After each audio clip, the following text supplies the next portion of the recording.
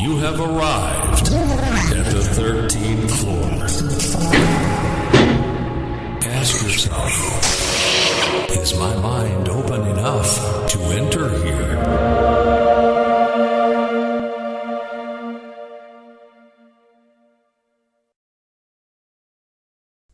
In a previous segment, Jamie Hope asked a question of Howard Storm and his story of descent into death, hell, and an encounter with God incarnate. Yeah, so the question I asked Howard is, have you had any other encounters with Jesus since your return? And have you had any encounters with more nefarious entities as well? Yes, I've had many, many experiences with Jesus. Matter of fact, I know this may sound outrageous, but I feel very close to him, and I feel like we interact on a daily basis. But I have had experiences where he's appeared, physically, visibly to me. But most importantly, I like to think that my life is guided by the Spirit of Christ, which is the Holy Spirit that lives within me and with me. And I want to stay as close to that Spirit as possible. The evil one is not pleased with what I'm doing, and he has attacked me. He's tried to kill me a few times. How has he come after you, physically or materially or otherwise? Well, in every way, but I mean, one day I was driving it to Cincinnati, and I had a green light coming off the exit ramp, entering into the city, and a red pickup truck came barreling about 50 miles an hour. This is downtown Cincinnati, right off the exit ramp, about 50 miles an hour. And I didn't see it, but I heard a very loud voice yell at me, "Stop!" So I stomped on the brakes with all my might, laid 30 feet of rubber on the ground, and that truck went roaring by me, and out of it came the most hideous, loud laughter. Wow. And it had black tinted windows. And if I had not stopped, if I hadn't listened to that voice, it would have T-boned me, and it would have killed me for sure. Why not the rest of us? Why can't us, or how do we, is there a way for us, more of us to have not the death part. Let's skip the dying part. You can't have one and not the other, Rich. I tell people all the time, if you want to know Jesus is real, go find a church during the weekday when there's nobody there, when you can have it all to yourself. Sit in the front pew so you can look up at the altar. Hopefully there might be a cross there if you're lucky. And look at that cross and think about what Jesus did for you, and then sit there and go over your life and tell Jesus everything that you feel sorry for, that you regret. And then when you're done with all of your regrets, with all of your confession, then say to him, all I want is to know your love. I just want to know you're real, and just sit there and wait. And then I tell people, if it takes a few hours, that's okay. Is there something more important you need to do than to meet Jesus? Because he will let you know that he is real if you do this. Is our attention span too short, and we need to take more downtime, and we need to listen? That's where God... He ain't no puppet on a string. You can't just pull the string and make him, perform for you. You gotta approach him with humility, and you gotta give him, the opportunity. You gotta come to him with a clean heart, which you gotta dump the garbage before he can really come to you. And I remember one time I spoke with you several years ago, and I believe I recall you saying when I said the same, that I would love to actually have a real man. I know he's in my life, I believe fully. I've had instances of my own that people would probably not believe, but to have him physically manifest. I know you said, I believe you said you don't know what you're asking for. It can be very terrifying, even if it's even the good, but then obviously it's like everybody wants to see Jesus, but they don't want the other side of the coin, whereas like you said, you've had the evil manifest to you too, and that's terrifying. Do you believe, for example, you're in danger for doing this interview? No, not really, because Jesus has been a great bodyguard. He's really, like it says in Ephesians 6, put on the full armor of God. And I'm very consciously aware of having the shield of faith and the sword of truth and the helmet of salvation, etc. Any idea what heaven ultimately is going to be like? Yeah, Jesus gave me a tour of heaven, and it's wonderful, full of exciting, beautiful, good things to do. I mean, there is no boredom in heaven. It's the most exciting, interesting place in the universe because everything that's good is there, and you have an opportunity to interact and all that. And I asked Jesus, why don't you tell people how good heaven is? And he said, unfortunately, if people knew how good heaven is, everybody would want to kill themselves so that they get there, which is not the way you get to heaven. So they keep heaven somewhat mysterious because our job is to do the best with this little life that we've been given to love one another and love God. Do you think we asked to come here that, because he says he knew us before we were in the womb. Do you think that we asked to come here? Are we souls up in heaven and then he sends us here?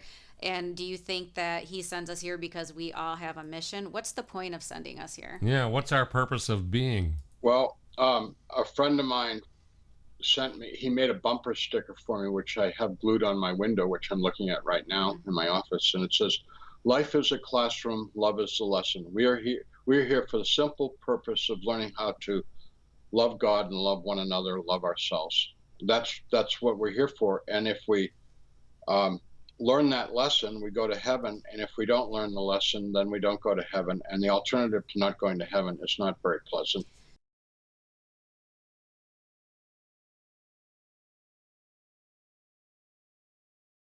Do you think what's going on in our country right now is, it just seems like people's emotions are completely exposed. I don't want to get into politics, but things are incredibly polarized right now, and you see people on both sides, the hate and the anger.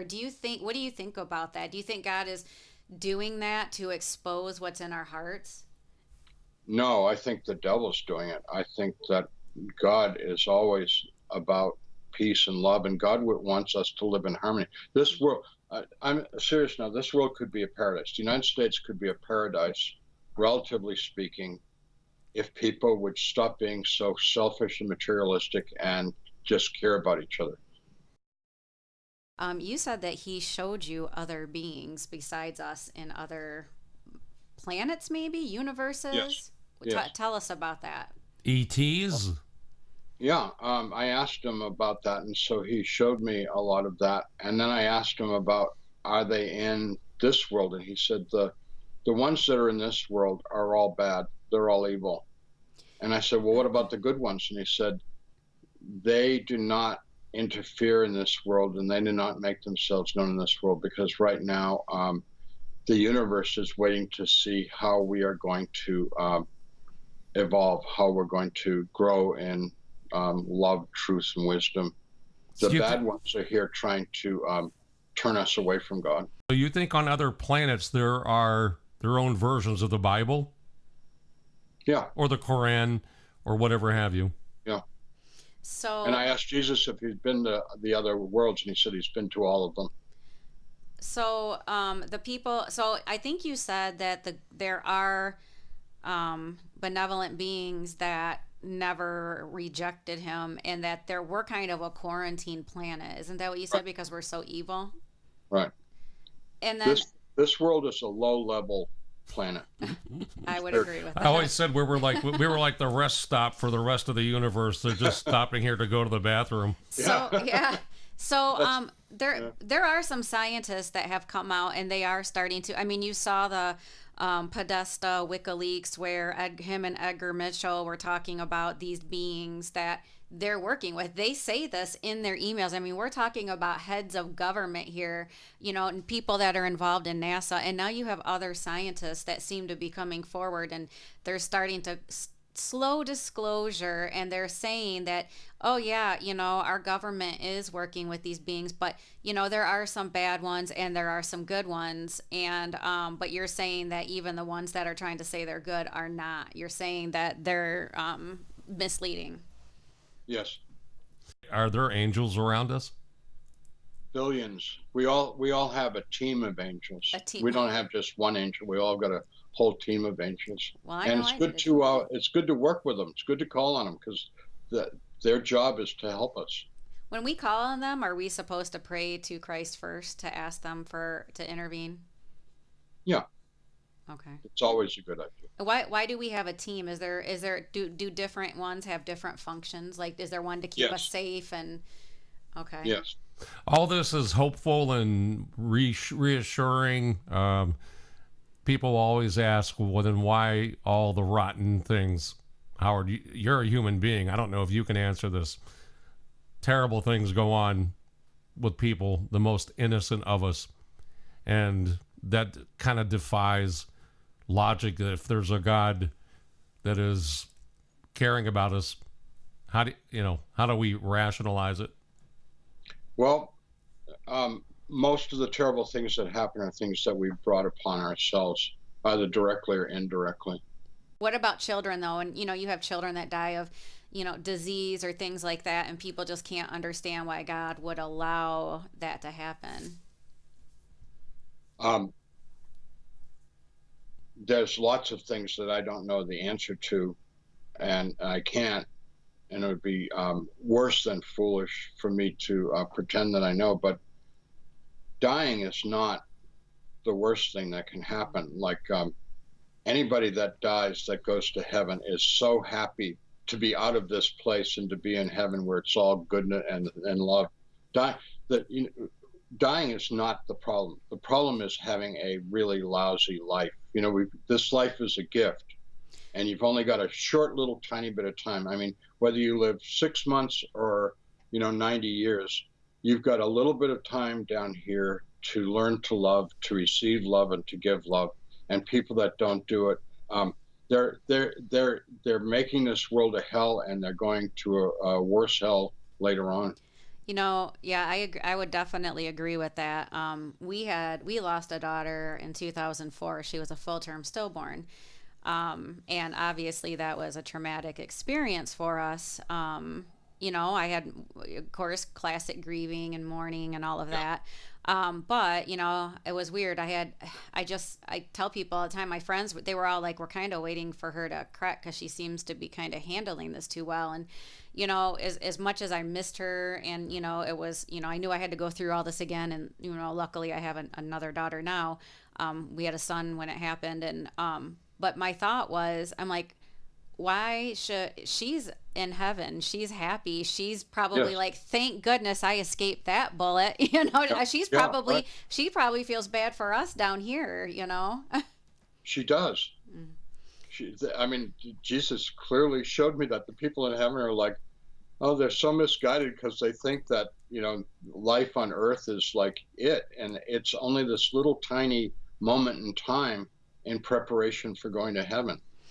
Yes, I definitely agree with that. And I'll tell you that, if when you have tragedies like that happen, you can choose to, believe and be angry at God and say, why did he allow that? Or, you have a choice to make. And then a year later, just side note, a year later, almost exactly a year later, we had another daughter. So we named her Grace because by the grace of God, he gave us another girl. Now I have 3 children in heaven. But, I mean, that's how I thought too. That's why I always tell Rich, I'm like, I'm not afraid to die. I'm just afraid to die for a dumb reason. Right. She doesn't want to get hit by a piano falling off or an anvil falling off a cliff. Yeah. Howard Storm's book, My Descent into Death, has a strong likelihood of being a movie. Might want to check around by the time you see this video. It might be in a movie format. People in Hollywood seem to be waking up that we all know that we like scary stories, and those are popular, but there's also been a recent rebirth of more of the spiritual and some faith-based movies, which is encouraging to see some positive things. What final messages do you want to impart to people? Well, I want to say something that I don't think is necessarily very popular, but I think it's important. People need community. They need a support group. They need a place where people speak the truth. They need a place where they can experience the love of God and worship, which is a great way to know the reality of God by worshiping God and really getting into it. Church is not a place where you go to get stuff, although you can get, spiritual strength and support and love there. Church is a place where you go and you give love and you give God glory, and we all need to belong to community. And I hope that people that hear this will seriously think, if they don't already have a church, to find a church where they can feel a community of support and love, and where they can give their love to God back through the worship. I just got back from Kenya. I was preaching in Kenya for a couple of weeks. I just got back last week, and man, their desire to know Jesus and to learn about Him and to worship Him, it's just amazing. And they did not come. I mean, a lot of those people were not coming from a Christian background, but when we started talking about Jesus and stuff, by the hundreds and thousands, people were so excited and happy to learn about it and wanted to know more. Church is booming in Africa. That's wonderful. But not in Western culture. No, we're turning away from the church because we see, we're so wealthy, we don't need God anymore. We've got stuff, we got cars and toys and electronic gizmos, so we don't need God. They've got nothing and they want God. That's when I have to confess, I like Best Buy. I need to stay away from those objects. But if somebody says, and I know you've dealt with this, you're a loon, you're a whack job, you're just telling some crazy story, how do you respond? I don't blame them for thinking that, because if I were them, and prior to my experience, I would have thought the same thing. But the only way that I can kind of make a defense for myself is that I've been a highly functioning individual. So like, after my experience, I went back to the university. I was a department head for several years, and then I left and went to seminary, which is graduate school for over 3 years. Did very well in seminary, got mostly all A's, and then I've been serving churches for over 30 years, and that churches are like little businesses. I mean, unfortunately, like getting the roof repaired and paying the bills and replacing the windows and hiring, a good choir director, blah, blah, blah. And so I've been functioning in the world, and people that have known me for the past 34 years, I think would say that I do pretty well. I've never been arrested, only gotten a couple of speeding tickets. And I'm sure the people that knew you before the incident, and they see what a drastic change you have, sometimes just witnessing somebody's drastic change is sometimes just witness enough, I would say. Yeah. And some people don't like the change. What did they? Is it that saying that your spirit irritates their demons? Yes, exactly. That's exactly Yeah. right. Well, hopefully this turns into a movie as well. That will also help. Yeah, it's happening, but it's going really slowly. We've been at it for over 3 years now, and we're finally, I think we're getting a new script that's going to work. The old script was lousy, so we have a new team of Christian scriptwriters working on it. Who's producing it? Warner Brothers. Wow, Warner Brothers. That's wonderful. Congratulations. Howard, yeah, it's awesome talking with you and hearing you and meeting you after hearing you over the years. Hopefully, we will do this again sometime soon. It's an honor to be able to give my little testimony. Mm-hmm. Well, thank you, Howard. Thanks, Howard. Okay. Take care. God bless. You too. You too. Bye.